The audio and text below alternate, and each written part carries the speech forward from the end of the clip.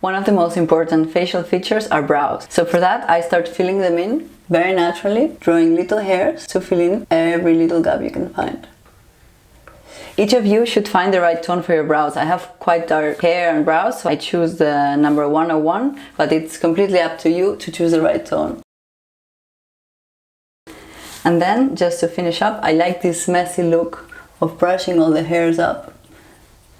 So next, the bronzer. It's really important to choose the right tone. You don't want to choose a very dark tone if your skin is too pale from the winter, or vice versa. I'm using the middle tone from Bouche Rouge. It's the right tone for me now. I'm still slightly tan from the summer, but not too much, so it's an in-between shade, which is very good. I like to highlight the bone structure, so your face looks a little bit more masculine, but still feminine, don't get me wrong. And I like to get it a lot under the cheekbones and the chin area, and all around your contour. Finally, the lips. It's been a long process to find the perfect nude. Not too orangey, not too pink, not too matte, not too shiny. Finally, we came up with a good one.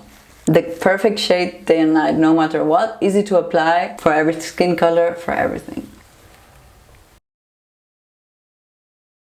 Easy to touch up in any occasion.